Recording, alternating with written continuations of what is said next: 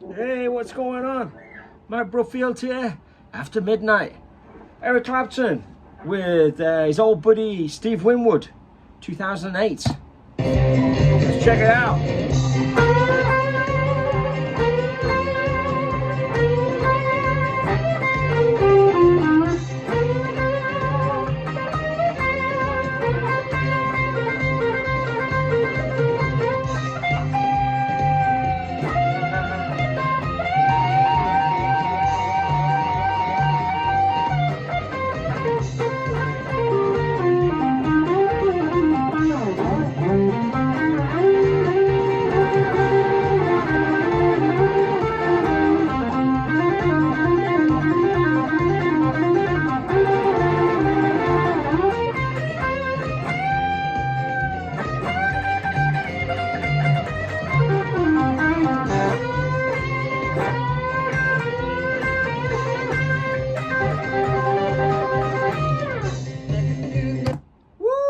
That's great stuff, isn't it?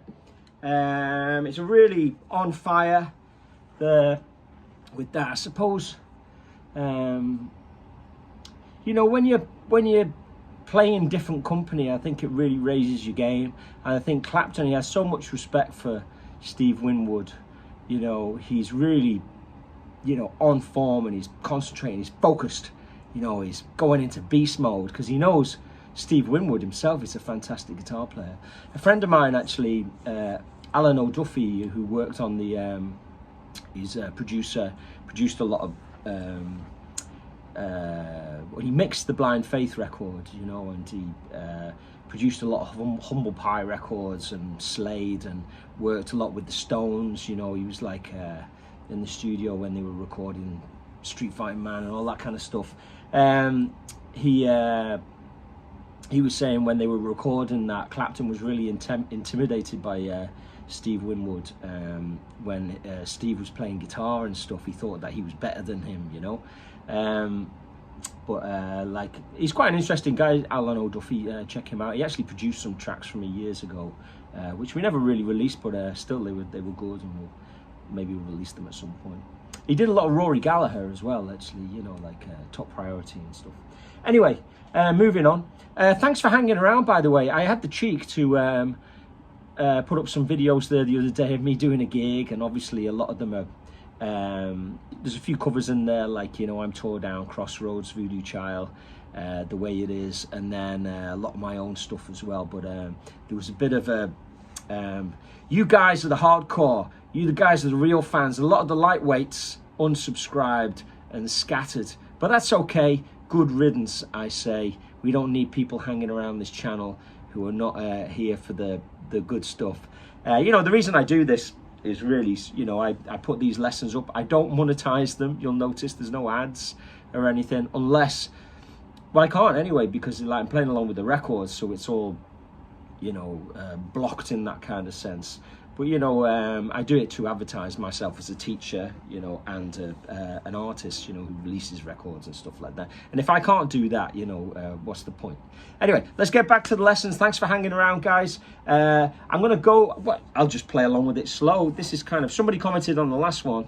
They said, just keep them like this. And what I did is I played it full speed, and then I played it slow. So what I'll do now is I'll play it at 75%. And I know you guys can slow it down with the little cog on YouTube as well, but I think it's good, because if I slow it down, then you can maybe get a little bit kind of tighter into the detail. Another thing, actually, just while I'm kind of venting, is that I keep seeing these kind of advertisements for different kind of lessons coming up on Instagram feeds and things like that. And one particular one saying, don't bother learn solos note for note. It's probably the best thing you can do. Please don't listen to those people. You know, if you want to be able to play blues, you need to transcribe some blues and play along with the records, just like Eric did, just like Jimmy Page did. You know, just, you know, get your hands dirty and try and play like your heroes, and obviously do your own thing with it. But, you know, if you really love this music and you want to do it well, you've got to get into the detail. You're only going to get into the detail when you put in the hard work and try and learn these things. You know, you couldn't possibly play jazz or blues or anything like that if you weren't, you know, respecting the masters and trying to, you know, play those solos. just my little input there. Here we go, After Midnight. 80%, 75%.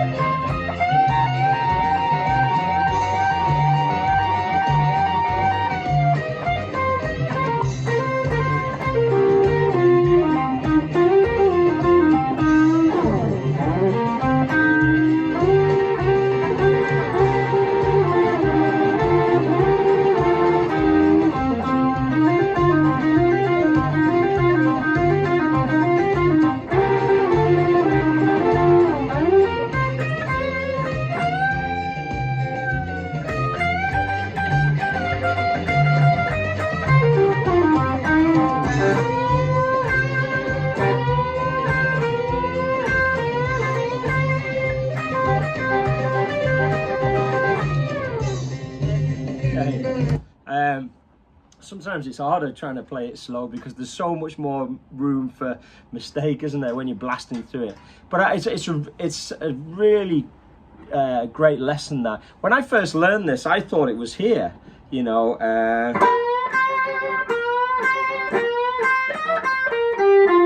Because it's so obvious, it feels so obviously in that kind of what I call the rock and roll chuck position. You know, it's the E form of the C minor blues, I suppose. But you know, that's where I thought it was originally. But actually, watching him, he's in the kind of the C form of the blues. So he was playing what I call, you know, in the sports car. You know, which is so Eric Clapton, isn't it? Any highlights in there worth talking about? Well, that is the main thing, is that, you know, I always used to play, but it's not, it's in this position, you know, which is actually makes a lot more sense, especially, I actually wrote out the first 8 bars like that, and then he went to another lick. I think it's when he kind of slides up, when he goes, and I go, hang on, you can't do that. It doesn't sound right when you do it from that position. And that's really what alerted me. I was doing it by ear with the recording. Then I went back to the video and then had a look at the video. And you can see, yeah, he's higher up the neck. You can see by the, you know, in relation to the cutouts and stuff like that. So anything else? You know, you just have to be really, you've just got to put it in and do a lot of repetition. Look out for those little staccato things. You know, where it's kind of like, you know, when he's doing these,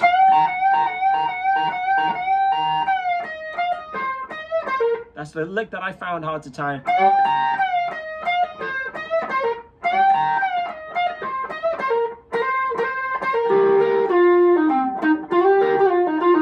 That.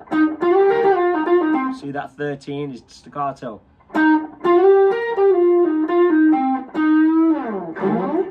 And there's tremolando things.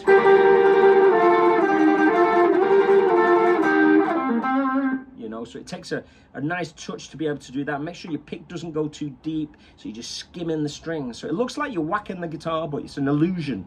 You're really kind of just tickling the thing. Okay, have fun with that, and I hope you enjoy it. After Midnight, thanks for staying subscribed, you wonderful people, and I'll speak to you soon.